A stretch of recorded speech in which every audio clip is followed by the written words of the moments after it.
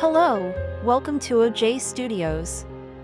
Please enjoy this week's chapter of In Pigtails and Protection by Olivia Julius.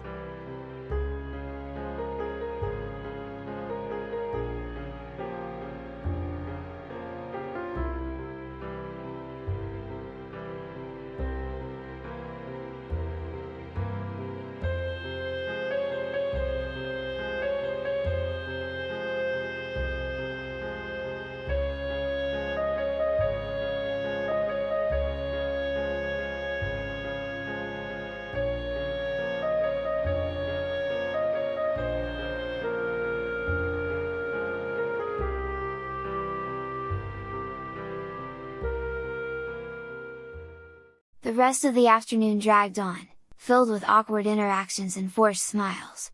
The bonfire crackled in the background, girls splashed in the lake, and the faint smell of roasted marshmallows hung in the air. Isabella stayed close, still wary after my encounter with Maria. She kept glancing at me, her expression a mix of anxiety and admiration. I was lost in my thoughts when a group of girls ran past us toward the lake, giggling and yelling about a canoe race that was about to start. Isabella perked up, her eyes lighting with excitement. "Hey, you want a race?" she asked, her voice tinged with a rare enthusiasm. Racing seemed like the perfect distraction from the tension that had built up. Plus, it was an opportunity to bond with Isabella, to get closer and gain her trust. I nodded, putting on a smile. "Sure, why not?" We hurried down to the lakeshore, where several canoes were lined up, ready for the race. The girls paired up, giggling and shoving as they found partners. Isabella and I grabbed one of the canoes, sliding it into the water. The sun was starting to dip toward the horizon, casting a warm, golden light over the lake. The water looked inviting, the mirror reflecting the sky's pastel colors. Isabella climbed in first, taking the front seat, while I settled behind her, gripping the paddle tightly. The race started with a sharp whistle, and we plunged our paddles into the water, the canoe lurching forward. I quickly fell into a rhythm, muscles straining with each stroke. Even in this smaller, weaker body, the instinct to compete and win was ingrained in me. Isabella glanced back, grinning as we pulled ahead of most of the other girls. "You're pretty good at this," she said, her tone light and teasing. I chuckled, focusing on the water ahead. "Let's just say I've had some practice." We paddled with all our strength, our canoe gliding through the water with surprising speed. For a brief moment, I forgot about the mission, about Maria Fernandez, and the looming threats. It was just us, the lake, and the thrill of the race.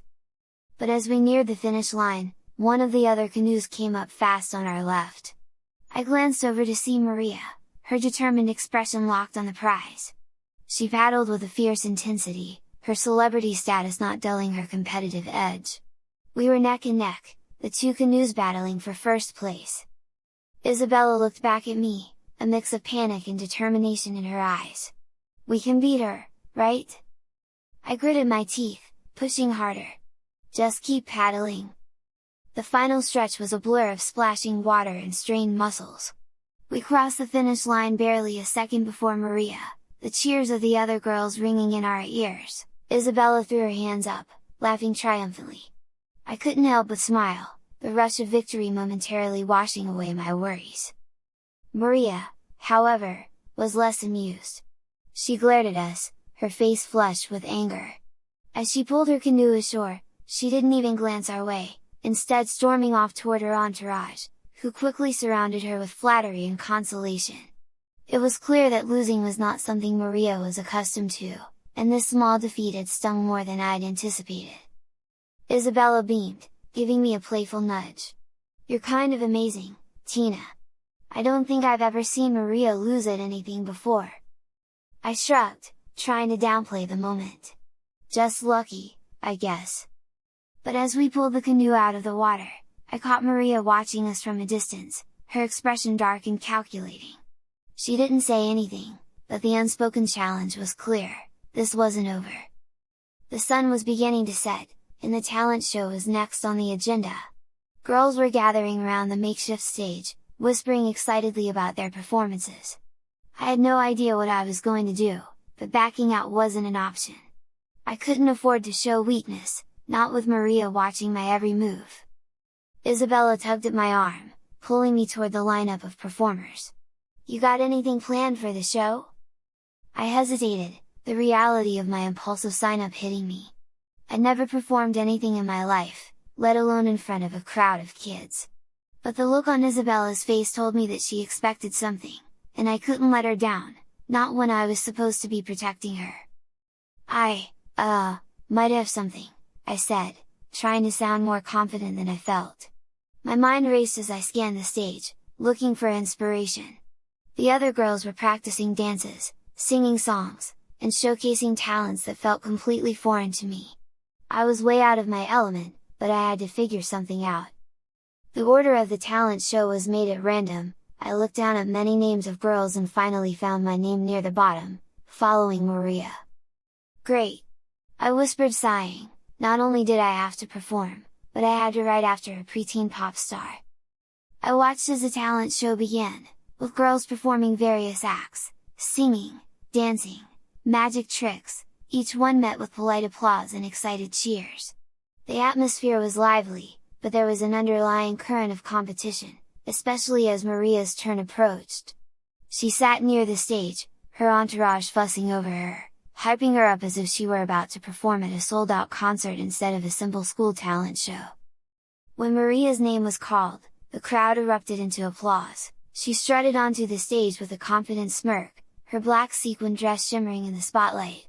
She adjusted the mic stand and, without missing a beat, launched into a flawless rendition of her latest hit song.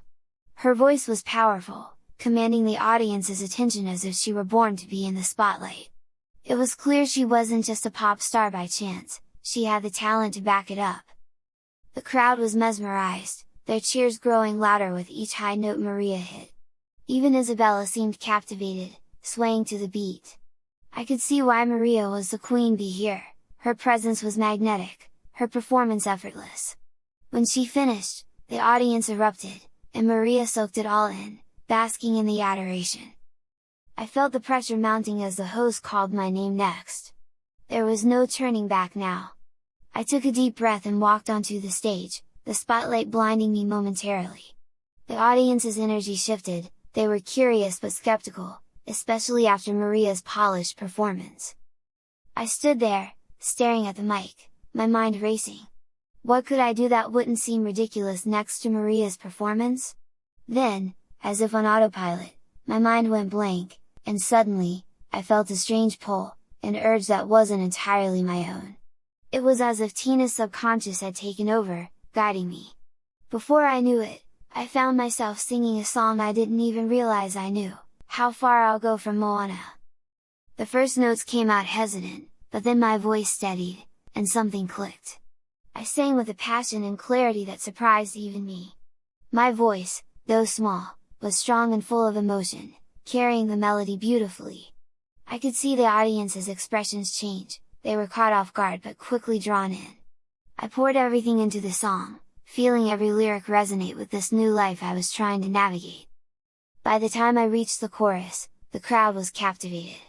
I couldn't believe it, but there was a genuine connection, a bridge between the strange, new existence and the emotions I was channeling through the song.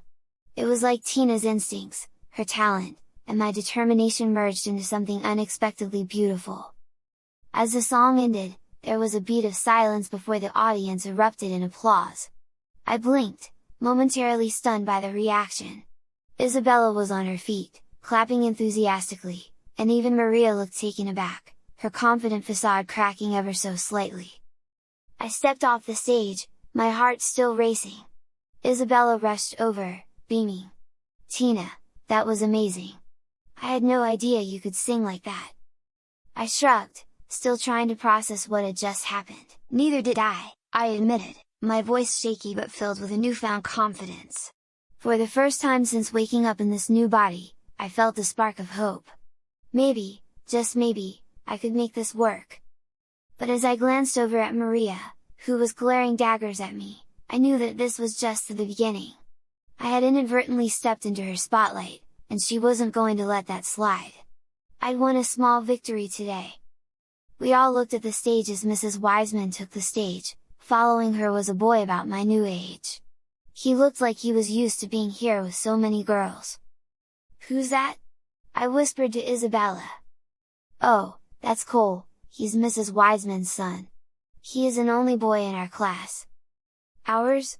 I asked in surprise, this is supposed to be an all-girls school. "He's a dean's son, he's the only boy at this school. Since Mrs. Wiseman and her family live here on campus, her son gets to attend here too. He's cool, I guess." I studied Cole as he made his way onto the stage, his casual confidence contrasting sharply with the typical nerves most kids would have performing in front of a crowd.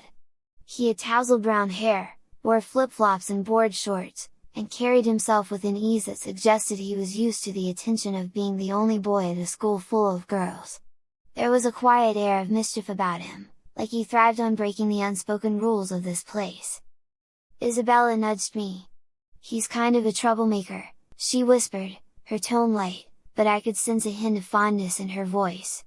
"The teachers are always on his case, but he gets away with everything because of his mom." Mrs. Wiseman took the microphone and started talking. She had the results from the teachers who were acting as judges. "Ladies and gentlemen," Mrs. Wiseman said, smiling at her son, "we have seen some incredible talent tonight.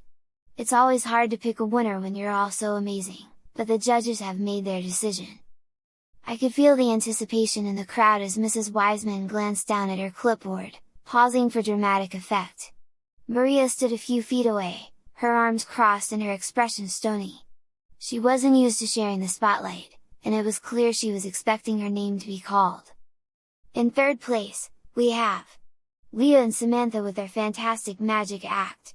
The crowd clapped politely as the two girls stepped forward, beaming. In second place, for her powerful and stunning performance of her original song, is Maria Fernandez. The applause was loud, but it lacked the enthusiasm that had greeted her earlier performance. Maria's smile was tight, forced, and I could see the flicker of frustration in her eyes as she stepped up to accept her ribbon. This wasn't the outcome she expected. And our first place winner, Mrs. Wiseman continued, her eyes twinkling as she looked out at the crowd, for her heartfelt and beautiful rendition of How Far I'll Go, is Tina.